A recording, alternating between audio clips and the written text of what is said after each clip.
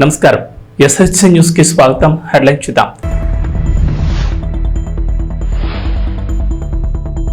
నేడు మూడవసారి ప్రధానిగా మోదీ ప్రమాణ స్వీకారం. కేంద్ర మంత్రులుగా 30 మందికి ఛాన్స్. తెలంగాణ నుంచి కిషన్ రెడ్డి, బండి సంజయ్లకు చోటు.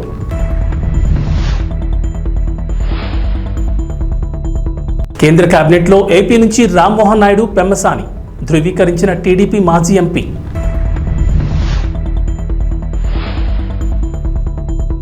అక్షర సూర్యుడు రామోజీ అంత్యక్రియలు పూర్తి. పాడే మోసిన చంద్రబాబు.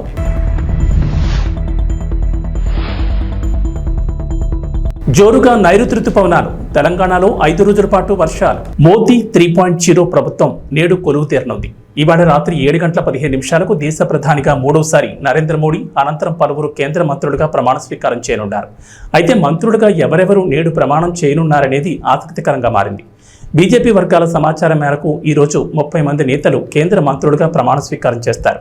అయితే ఒకటి కంటే ఎక్కువ పోర్ట్ఫోలియోలను కలిగి ఉండే మంత్రుల సంఖ్య చాలా తక్కువగా ఉండనుందని తెలుస్తోంది.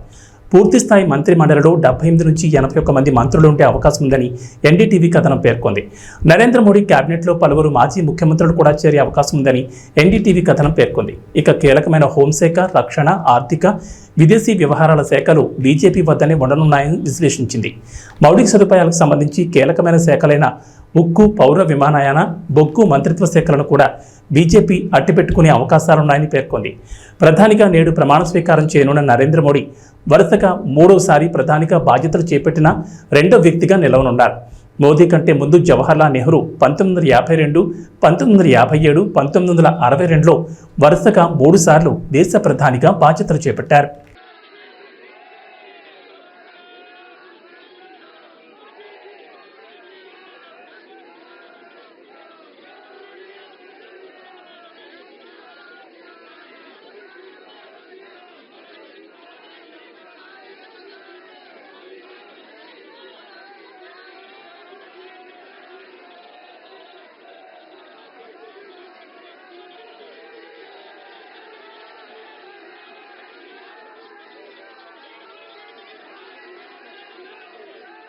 పార్లమెంట్ ఎన్నికల్లో ఎన్డీఏ కూటమి మరోసారి ఘన విజయం సాధించిన సంగతి తెలిసిందే. వరుసగా మూడోసారి ప్రధానిగా నరేంద్ర మోడీ నేడు ప్రమాణ స్వీకారం చేయనున్నారు.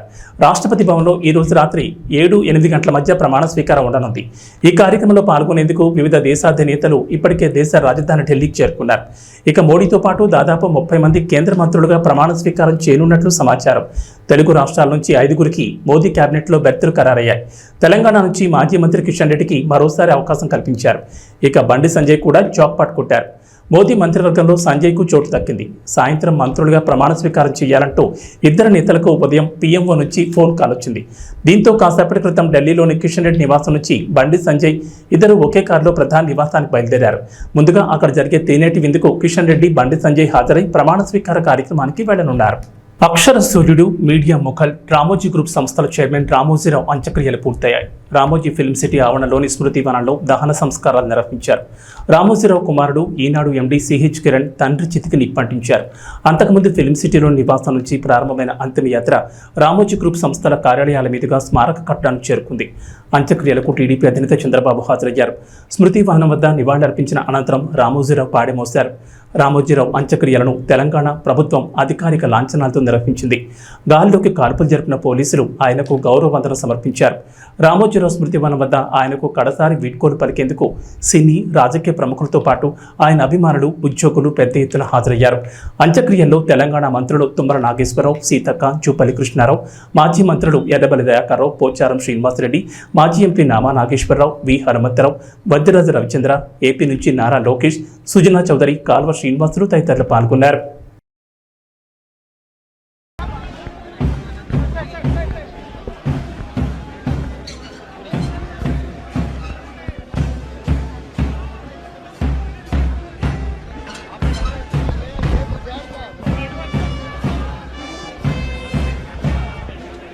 ఏపీ అసెంబ్లీ పార్లమెంట్ ఎన్నికల్లో ఎన్డీఏ కూటమి ఘన విజయం సాధించింది. టీడీపీ, జనసేన, బీజేపీ కలిసి పోటీ చేయగా కూటమి 21 ఎంపీ స్థానాలతో పాటు 164 అసెంబ్లీ స్థానాలతో సూపర్ విక్టరీ సాధించింది. అధికార వైఎస్ఆర్సీపీ ఘోర ఓటమి చవిచూసింది. కేవలం 11 స్థానాలతో అసెంబ్లీలో ప్రతిపక్ష హోదా కూడా కోల్పోయింది. ఈ నేపథ్యంలో వైఎస్ఆర్సీపీ శ్రేణులు తమ సోషల్ మీడియా ఖాతాలో ఎన్నికల్లో విజయం కోసం ఎన్డీఏ కూటమి 20 లక్షల ఈవీఎంలను మార్చింది, అందువల్లే విజయం సాధించిందంటూ ఒక వీడియో వైరల్ అవుతోంది. వీరయ్య అనే వ్యక్తి చేసిన వ్యాఖ్యలు అనేక మంది సోషల్ మీడియాలో షేర్ చేస్తున్నారు. ప్రధానిగా నరేంద్ర మోడీ మూడవసారి నేడు ప్రమాణ స్వీకారం చేయనున్నారు. దీంతో మోడీ కేబినెట్లో ఈసారి ఎవరికి చోటు దక్కుతుందనే ఆసక్తి నెలకొంది. అయితే ఎన్డీఏలో బీజేపీ తర్వాత అతిపెద్ద పార్టీగా అవతరించిన టీడీపీకి మంత్రివర్గంలో ప్రాధాన్యత దక్కనుంది. ఈ నేపథ్యంలో టీడీపీ నుంచి ఇప్పటికే 2 మంత్రి పదవులు ఖాయమైనట్లు మాజీ ఎంపీ గల్లా జయదేవ్ ట్వీట్ చేశారు. కేంద్ర మంత్రివర్గంలో Srikakulam MP Kinjarapu Rammohan Naidu, Guntur MP doctor Pemmasani చంద్రశేఖర్లకు మంత్రి పదవులు దక్కాయి. ఈ మేరకు గల్లా జయదేవ్ వాళ్ళిద్దరికీ శుభాకాంక్షలు తెలిపారు. మాజీ మంత్రి కొడాలి వెంకటేశ్వరరావు అలియాస్ నాని అనుచరులు కబ్జా చేసిన దాదాపు 100 కోట్లకు పైగా విలువైన స్థలాన్ని బాధితులు తిరిగి స్వాధీనం చేసుకున్నారు. రాష్ట్రంలో మళ్లీ టీడీపీ విజయం సాధించడంతో చైతన్య సహకార సంఘం ఫ్లాట్ల యజమానుల్లో ధైర్యం వచ్చింది. మొత్తం 7.66 ఎకరాల్లో వేసిన 60 మందికి చెందిన ఫ్లాట్లను కరోనా వైరస్ వ్యాప్తి సమయంలో మాజీ ఎమ్మెల్యే కొడాలి నాని అనుచరులు కబ్జా చేశారు. తమ ఫ్లాట్ల కోసం వెళ్లిన యజమానులపై రౌడీలతో దాడులు చేయించారు. దీనిపై బాధితులు కోర్టును ఆశ్రయించగా అనుకూలంగా తీర్పు వచ్చింది. ఈ విషయంలో గుడివాడ సివిల్ కోర్టు ఇటీవల తీర్పునిచ్చింది. ఇదే సమయంలో ఎన్నికల్లో టీడీపీ కూటమికి ఫలితాలు అనుకూలంగా రావడంతో బాధితులకు ధైర్యం వచ్చింది. దీంతో శనివారం ఆక్రమిత స్థలంలోని కంచెను జేసీబీలతో తొలగించి స్వాధీనం చేసుకున్నారు. అక్కడ ఉన్న షెడ్ను కూల్చివేసి అనంతరం కొడాలి నాని అరాచకం నశించాలంటూ నినాదాలు చేశారు. తమ స్థలాన్ని కొడాలి నాని అనుచరుడు ఎస్ఆర్ కాంగ్రెస్ యువజన విభాగ జిల్లా అధ్యక్షుడు మెరుగుమాల కాళీ గ్యాంగ్ కబ్జా చేసిందని బాధితులు ఆరోపించారు. గుడివాడ మండలం వలిపర్తిపాడులోని రీసర్వే నెంబర్ 180 చైతన్యనగర్ హౌసింగ్ సొసైటీలోని ప్లాట్లను కబ్జా చేశారు. సాంకేతిక పరిజ్ఞానం రోజురోజుకు పెరిగిపోతోంది. డీప్ ఫేక్ ఫోటోలే అసలైన ఫోటోలుగా చలామణి అవుతున్న రోజుల్లో ఫోటోలు, వీడియోలను సాక్ష్యాలుగా పరిగణించలేమని ఢిల్లీ హైకోర్టు పేర్కొంది. కేవలం ఫోటోలు, వీడియోలు ఇస్తే సరిపోదని, అవి నిజమైనవేనని ఆధారాలను కూడా ఇవ్వాల్సిందేనని తేల్చెప్పింది. ఈ మేరకు ఓ జంట విడాకుల కేసులో ఢిల్లీ హైకోర్టు ధర్మాసనం ఈ వ్యాఖ్యలు చేసింది. ఢిల్లీకి చెందిన ఓ జంటకు ఫ్యామిలీ కోర్టు విడాకులు మంజూరు చేసింది. భార్య 5 ఏళ్ల కూతురుకు కలిపి నెల 75,000 పరణం కింద చెల్లించాలని భర్తను ఆదేశించింది. అయితే తన భార్యకు వివాహేతర సంబంధం ఉంది కాబట్టి తాను ఎలాంటి మనోవర్తి చెల్లించాల్సిన అవసరం లేదని భర్త వాదించారు. ఫ్యామిలీ కోర్టు తీర్పును హైకోర్టులో సవాల్ చేశాడు. భార్య వివాహేతర సంబంధానికి సాక్ష్యంగా ఫోటోను కోర్టుకు సమర్పించాడు. ఈ కేసును జస్టిస్ రాజీవ్ షక్దర్, జస్టిస్ అమిత్ బన్సల్ ధర్మాసనం విచారించింది. భార్యకు వివాహేతర సంబంధం ఉందంటూ భర్త సమర్పించిన ఫోటోలు స్పష్టంగా లేవని ధర్మాసనం అభిప్రాయపడింది. అంతేకాదు, డీప్ ఫేక్ ఫోటోల బెడద నేపథ్యంలో ఆ ఫోటోలను సాక్ష్యంగా పరిగణించలేమని స్పష్టం చేసింది. మరింత స్పష్టమైన ఫోటోలు, అవి నిజమైనవేనని ఆధారాలతో కోర్టుకు అందజేస్తే పరిశీలిస్తామని పేర్కొంది. పోరుమామిళ్లపట్నంలోని సీసీఆర్ కాంప్లెక్స్ ఆవరణలో రామోజీరావుకు నివాళులర్పించారు టీడీపీ నాయకులు. వైఎస్ఆర్ కడప జిల్లా పోరుమామిళ్లపట్నంలోని సీసీఆర్ కాంప్లెక్స్ ఆవరణలో తెలుగుదేశం పార్టీ యువ నాయకులు రంగసముద్రం ఎంపీటీసీ కలవకూరు రమణ ఆధ్వర్యంలో తెలుగుదేశం పార్టీ బద్వేల్ మాజీ market yard chairman Cherukuru Chennarayudu, Rangasamudram మాజీ సర్పంచ్ నడిపి వెంకట సుబ్బయ్య, తెలుగుదేశం పార్టీ నాయకులు రమేష్, పాపయ్య, రాష్ట్ర Telugunadu medical and health employees union రాష్ట్ర నాయకులు ముడియాల శ్రీనివాసరెడ్డి మరియు తెలుగుదేశం పార్టీ నాయకులు, కార్యకర్తలు జోహార్ రామోజీరావు అంటూ ఆయన చిత్రపటానికి పూలమాలలు వేసి ఘనంగా నివాళులర్పించారు. ఈ సందర్భంగా వారు మాట్లాడుతూ వివికెగిన తెలుగు వెలుగు అక్షర యోధుడు రామోజీరావు అని కొనియాడారు. అదేవిధంగా రామోజీరావు ఇటు పత్రికా రంగం పైన, అటు పారిశ్రామిక మరియు కళారంగాల్లో ఎనలేని సేవ చేశారని, ఆయన చివరి శ్వాస విడిచి వెళ్లడం చాలా బాధాకరమన్నారు.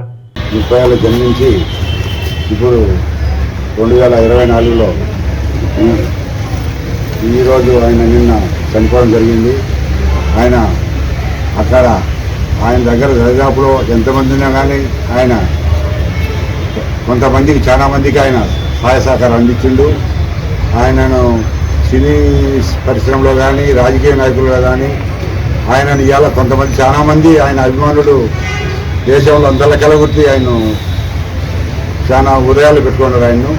ఆయన కుటుంబానికి, ఆయన స్వర్గంలో ఉన్న ఆయనకు అన్నిటికీ మంచి జరగాలని కోరుకుంటున్నాను.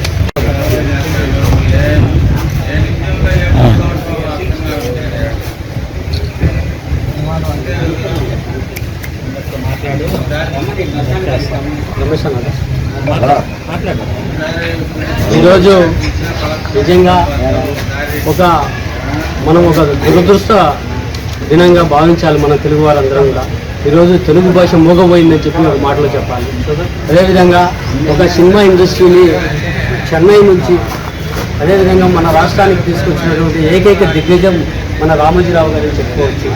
ఆయన అందరికీ కూడా సుపరిచితుడు, అందరి సౌమ్యుడు, అందరినీ ఎంతోమంది పేదలను అయితేనేమి, అదేవిధంగా ఎంతోమంది ఆర్టిస్టులను అయితేనేమి దగ్గర తీసి బాగుపరిచినటువంటి ఏకైక దిగ్గజం మన రామోజీరావు గారు అని చెప్పుకోవచ్చు. ఈరోజు ఆయన మరణం నిజంగానే మన ఆంధ్ర రాష్ట్రానికి, అదేవిధంగా మన తెలుగు రాష్ట్రాలకు రెండింటికి కూడా తీరని లోటు అని చెప్పి ఈ సందర్భంగా తెలియజేసుకుంటూ, అదేవిధంగా వారి కుటుంబానికి నా ప్రగాఢ సానుభూతిని తెలియజేసుకుంటూ సెలవు తీసుకుంటున్నాను. జోహార్ రామోజీరావు గారు, జోహార్ రామోజీరావు గారు. ఎంతోమందికి జీవితాన్ని ఇచ్చినటువంటి వ్యక్తి. ఈరోజు సినీ ఇండస్ట్రీ అయితేనేమి, అదేవిధంగా ఎంతోమంది టీవీ ఆర్టిస్టులు అయితేనేమి, ప్రతి ఒక్కరికి కూడా అన్నదానం అనేది చేసినటువంటి గొప్ప వ్యక్తి శ్రీ రామోజీరావు గారు. ఆయన మరణము తీరని లోటు కాబట్టి మనందరం కూడా ఆయన స్మరించుకుంటూ ఈరోజు ఇక్కడ మనం అసురుని వాళ్ళు అర్పించుకోవడం కూడా అది ధర్మము. ఎందుకంటే ఈ రాష్ట్రానికే కాదు పక్క రాష్ట్రాలకు కూడా ఆయన ఎంతో కీర్తి ప్రతిష్టలు తెచ్చినటువంటి వ్యక్తి. ఈరోజు ఈటీవీ కానీ ఈనాడు కానీ ఈరోజు సినీ రంగానికి ఎంతో సేవ చేస్తూ, అంతేవిధంగా రాజకీయ రంగానికి కూడా సపోర్ట్ చేసినటువంటి గొప్ప వ్యక్తి రామోజీరావు గారు అని చెప్పి ఈ సందర్భంగా చెప్పుకోవడానికి మనందరం కూడా గర్వపడవలసినటువంటి అవసరం ఎంతైనా ఉంది. కాబట్టి ఆయనకు అసలు వాళ్ళు అర్పించడము ఈరోజు బాధాకరంగా బాధాతప్త హృదయంతో మరి ఆయనకు అసలుని వాళ్ళు అర్పిస్తున్నాం. ఆయనకు ఈరోజు ఎంతోమంది సినీ ప్రముఖులు, రాజకీయ నాయకులు, ఉద్దండులు, దేశ ప్రధాని అయితేనేమి, హోమ్ మినిస్టర్ అయితేనేమి, మరి రాష్ట్రము దేశము అంతా కూడా ఈరోజు మోగపోయింది. ఆయన గొంతు ఇంకా వినపడలేదని చెప్పి చాలామంది బాధపడుతున్నారు. కాబట్టి ఈ విషయంలో మనందరం కూడా ఆ కుటుంబానికి అండగా ఉంటూ ఆ దేవదేవుడు వారి కుటుంబానికి అష్టైశ్వర్యాలు, ఆయురోగ్యాలు ఆల్రెడీ ఇచ్చి ఉన్నాడు. అయినా కూడా ఆ కుటుంబానికి ఇంకా ఓదార్పు ఇవ్వాలని చెప్పి ఆ భగవంతుని ప్రార్థిస్తున్నాను. జగన్ ప్రభుత్వంలో అమరావతి ప్రాంతాల్లో జగన్ పేదలకు సెంటు స్థలాలను కేటాయించారు. ఆ సమయంలో కృష్ణాయపాలెం శివార్లో శంకుస్థాపన చేసి నమూనా ఇంటితో పాటు స్తూపాన్ని ఏర్పాటు చేశారు. అయితే కొందరు గుర్తు తెలియని వ్యక్తులు ఈ స్తూపాన్ని, శిలాఫలకాన్ని జేసీబీతో ధ్వంసం చేశారు. ఈ విషయం ఆలస్యంగా వెలుగులోకి వచ్చింది. ఈ ఘటనపై వైసీపీ నాయకులు తీవ్రంగా మండిపడుతున్నారు.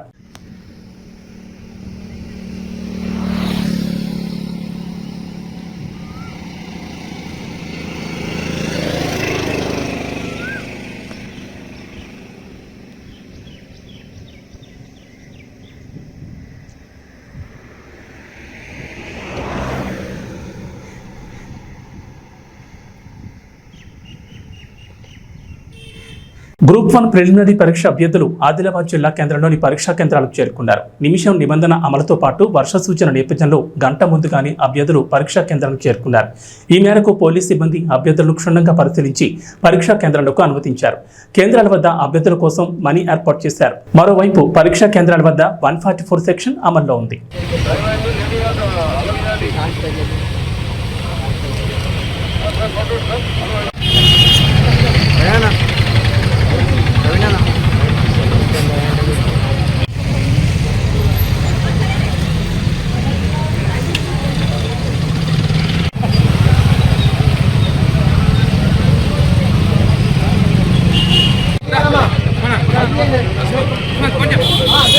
ప్రధానిగా నరేంద్ర మోడీ మూడోసారి నేడు బాధ్యతలు స్వీకరించనున్నారు. రాష్ట్రపతి భవన్లో ఆదివారం రాత్రి 7:15 ప్రమాణ స్వీకారం చేయనున్నారు.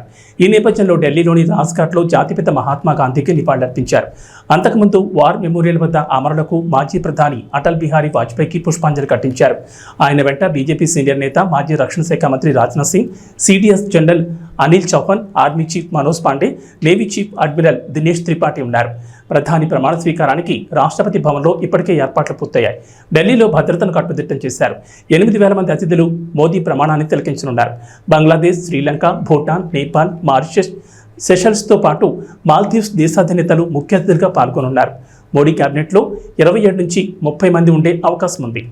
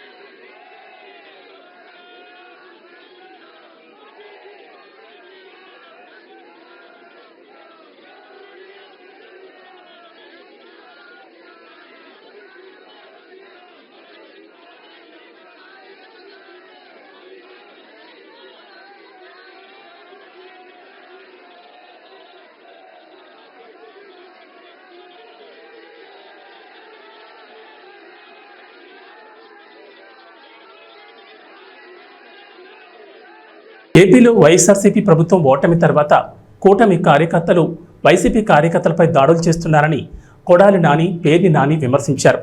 కూటమి కార్యకర్తల దాడులపై ఖచ్చితంగా వారిపై పోరాడతామని చెప్పి కొడాలి నాని అన్నారు. ఏపీని హింసాత్మక రాష్ట్రంగా మారుస్తున్నారంటూ కూడా పేర్ని నాని ధ్వజమెత్తారు. మొన్న జరిగినటువంటి అసెంబ్లీ ఎన్నికల అనంతరం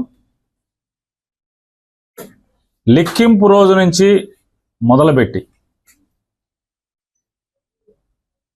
అధికార మదంతో Telugu Desam party, Janasena party rowdy మోకలు ఈ రాష్ట్ర వ్యాప్తంగా రెచ్చిపోయి ధ్వంసాలు చేస్తుంటే, మారణ హోమం చేస్తుంటే ఏ నియోజకవర్గానికి ఆ నియోజకవర్గం ఎమ్మెల్యేలు గెలిచిన వారు ప్రోత్సహిస్తూ పైనుంచి చంద్రబాబు నాయుడు డీజీపీకి, ఎస్పీలకి కేసులు కట్టబాకండి, మా కార్యకర్తలు చేసేటువంటి ధ్వంసాన్ని మీరు విట్నెస్గా చూస్తూ ఉండండి తప్పితే మా వాళ్ళని ఎక్కడ ఆపటానికి వీల్లేదు, మీరు పోలీసు ఉద్యోగం చేయటానికి వీల్లేదు అని చెప్పని వాళ్ళ పోలీసులు చేతులు కట్టి ఈ ధ్వంసరచన చేస్తున్నాడు. ఈ రాష్ట్రానికి గతంలో బీహార్ ఎట్లా ఉండేదో, లేదా ఒక ఉత్తరప్రదేశ్ ఎట్లా ఉండేదో, ఇవాళ ఆంధ్రప్రదేశ్ రాష్ట్రాన్ని కూడా ఒక హింసా రాష్ట్రంగా, హింసారాజ్యంగా ఆయన తయారు చేస్తున్నటువంటి తండ్రి కొడుకుద్దరు కలిసి చేస్తున్నటువంటి పరిస్థితులు వాళ్ళు ఎంత అంటే పోలీసులు అంటే కాపాడవలసినటువంటి అరాచక శక్తుల్ని, రౌడీ మోకల్ని, రౌడీల్ని అరికట్టాల్సినటువంటి పోలీసులు కనీసం దారుణంగా గ్రామాల్లో, పట్టణాల్లో మర్డర్ కేసు ముద్దాయిలు, రౌడీ షీటర్స్ అందరూ కూడా స్థానిక సిఐల్ని, డిఎస్పీలని ఎరా ఉద్యోగం చేయాలని లేదా, ఉంటావరా నువ్వు ఎక్కడ అని మాట్లాడుతున్నా కూడా కనీసం అన్ని వీడియోలు ఉన్నాయి. ఇవన్నీ హైకోర్టుకి ఇవ్వబోతున్నాం. అన్ని వీడియోలు ఉన్నాయి. స్థానికంగా ఉన్నటువంటి సర్కిల్ ఇన్స్పెక్టర్ని, సబ్ ఇన్స్పెక్టర్ని, డిఎస్పీని, జిల్లాల వివిధ ప్రాంతాల్లో జరిగిన ఇన్సిడెంట్లు, ఎరా ఉద్యోగం చేయరా, విఆర్కి వెళ్తావారా, విఆర్కి పంపిస్తా నిన్ను, అయితే కనీసం పోలీస్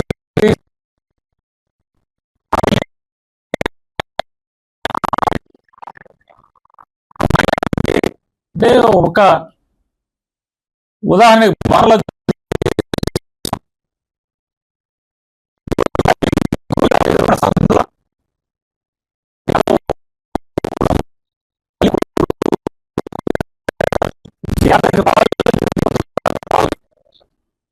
కొడుకు లేడు ఇంటి దగ్గర,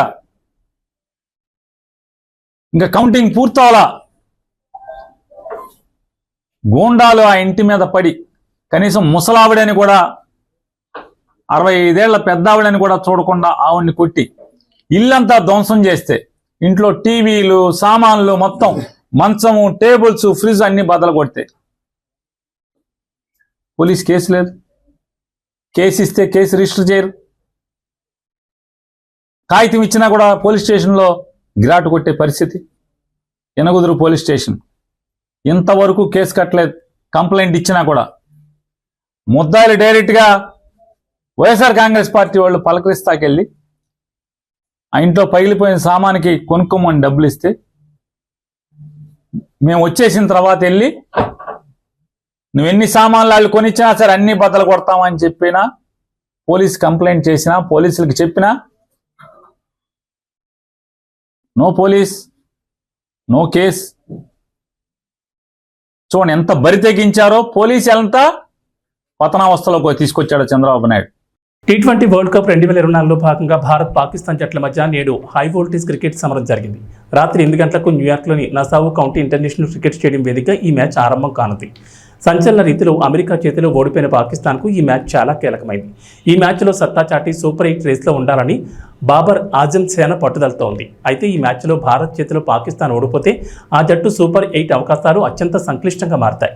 ఇప్పటికే 2 మ్యాచ్లు గెలిచిన అమెరికా, పాకిస్తాన్ ప్లే ఆఫ్ అవకాశాలపై నీళ్లు చల్లే అవకాశాలు కనిపిస్తున్నాయి. Bharat, Pakistan, America, Ireland, Canada దేశాలు ఉన్న గ్రూప్ ఏ పాయింట్ల పట్టిక గమనిస్తే రెండింటికి 2 మ్యాచ్ల్లోనూ గెలిచిన యుఎస్ఏ పాయింట్ల పట్టికలో అగ్రస్థానంలో ఉంది. అమెరికా నెట్ రన్ రేట్ 0.62గా ఉంది. టీమిండియా ఆడిన ఒక్క మ్యాచ్లో గెలిచి 2 పాయింట్లతో 2వ స్థానంలో ఉంది. అయితే భారత్ ఇప్పటివరకు ఒక్క మ్యాచ్ మాత్రమే ఆడింది. అయినప్పటికీ నెట్ రన్ రేట్ +3.06గా చాలా మెరుగ్గా ఉంది. ఒక విజయం సాధించిన కెనడా 3వ స్థానంలో, 1 పాయింట్ కూడా లేని పాకిస్తాన్, ఐర్లాండ్ వరుసగా 4, 5 స్థానాల్లో ఉన్నాయి. ఇక వాతావరణ విషయానికి వస్తే తెలంగాణలో నైరుతి రుతుపవనాలు క్రమంగా విస్తరిస్తున్నాయి. రుతుపవనాల ఎఫెక్ట్తో రాష్ట్ర వ్యాప్తంగా విస్తారంగా వర్షాలు కురుస్తాయని హైదరాబాద్ వాతావరణ కేంద్రం అధికారులు తెలిపారు. ప్రస్తుతం రుతుపవనాల మధ్య అరేబియా సముద్రం, కోస్తాంధ్ర, తెలంగాణ, దక్షిణ మహారాష్ట్ర, ఛత్తీస్గఢ్, దక్షిణ ఒడిశాలో విస్తరిస్తున్నాయన్నారు. కొన్ని ఉత్తరగాలులు నిజామాబాద్, విజయనగరం గుండా వెళ్తున్నాయని చెప్పారు. మరో 2 రోజుల్లో నైరుతి రుతుపవనాలు తెలంగాణ అంతటా విస్తరించేందుకు వీలుందని వెల్లడించారు. నైరుతి రుతుపవనాల ఎఫెక్ట్తో రాబోయే 5 రోజుల పాటు తెలంగాణలో వర్షాలు కురుస్తాయన్నారు. అలాగే గాలి వేగం గంటకు 40 నుంచి 50 కిలోమీటర్లుగా ఉంటుందని చెప్పారు. ఉరుములు, మెరుపులతో కూడిన వర్షాలు పడే ఛాన్స్ ఉందన్నారు. నేడు ఉమ్మడి మహబూబ్ నగర్, నల్గొండ, రంగారెడ్డి, మెదక్, ఖమ్మం జిల్లాల్లో భారీ వర్షాలకు ఛాన్స్ ఉందన్నారు. ఈ మేరకు ఆయా జిల్లాలకు ఎల్లో అలర్ట్ జారీ చేశారు. ఇక నిజామాబాద్, కరీంనగర్, ఆదిలాబాద్ జిల్లాలో తేలికపాటి వర్షాలు కురవచ్చని వాతావరణ శాఖ అధికారులు చెప్పారు. ఇవి బులెటిన్ విశేషాలు. నమస్కారం.